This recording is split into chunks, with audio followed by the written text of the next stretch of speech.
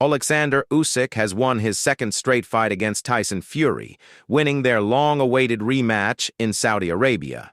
This time, the Ukrainian phenom was awarded an even more convincing decision: 116-112, 116-112, 116-112.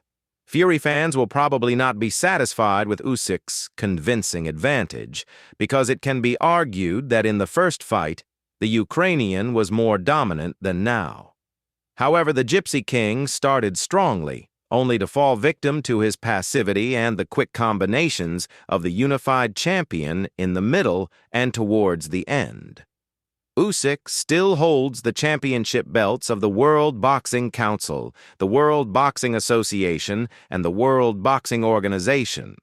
The IBF stripped him of the title after the first duel with Fury, and Daniel Dubois subsequently snatched it after a knockout against Anthony Joshua. It is debatable whether both Usyk and Fury will continue their careers.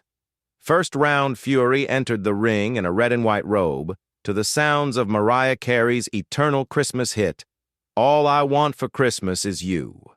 Usyk traditionally opted for clothes in the blue and yellow colors of the Ukrainian flag, adding a turban.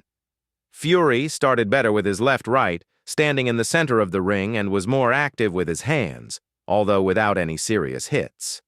Usyk took into account the distance of his opponent in the first 2 minutes of the round, then shortened the distance and attacked with combinations, but without seriously hurting Fury. Second round, Usyk started with a left-right on target and again a body shot, again being the one who goes around his opponent from all sides, while Fury stands in the center. The Ukrainian landed a lot of hits to the Englishman's body, who only made some attempts with his leading left hand in the last minute of the round. 15 seconds before the end, however, Fury found the champion moving forward with a counter right hand, and this was his most successful action in the part. Third round, Usyk continued to try to place his straight punches under and around the outstretched leading hand of the Gypsy King. In this round, the two engaged in clinches for the first time, albeit short ones, with the Ukrainian being the more active in them. Fury finished again with a good hit, a left hook that upset the opponent's balance for a millisecond. Fourth round, Usyk found excellent distance for a left-right, which slightly shook Fury, the best blow for either of them in the fight. The Englishman increased his movement after the hit and responded with a right-right to the body. A slightly more open round in which the spectators finally saw significant exchanges. Round 5. Fury had a pretty successful round for himself, completely controlling the distance and positioning of the two in the ring. A few hits to the body of the Gypsy King also earned him the approval of the audience. Round 6, Usyk was trying to find a gap, but Fury defended himself well enough to feel unharmed in the 6th round, naturally excluding some accurate body shots from the Ukrainian. Finally, the champion had success with his left hand, and then added a combination that definitely shook Fury. Round 7, Usyk started the 7th part aggressively, with his hits again to the body. Fury knew that he could not afford another passive round, but he was still economical in his attempts at left and right. However, the Ukrainian, who was now more clearly moving forward and controlling the initiative in the ring, landed a left and right. Round 8.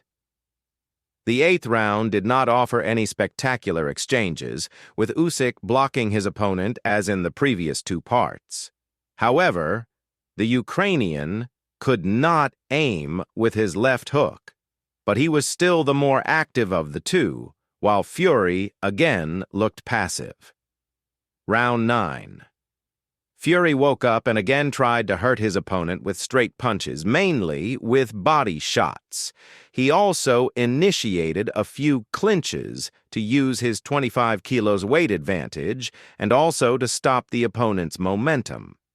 After 3 consecutive rounds in Usyk's asset, this time the contender responded appropriately and stopped the negative streak for himself. The Ukrainian still finished strongly in the final 20 seconds and landed a good left straight to the head. Round 10, Fury started with a good right uppercut, and then again used clinches for advantage. Usyk was forced to mainly defend himself and stand by the ropes as well as carry the weight of the Gypsy King. The Ukrainian landed another good hit 30 seconds before the end and finally tried to increase the pace. But Fury demonstrated good defense and sat down more content. Round 11. It was clear that Usyk was trying to be more active and more combinative in his attacks, as he could boast of several good hits from left and right hands. A nice left hook shook the Gypsy King, and by the end of the round, he consolidated his advantage in the round. Round 12.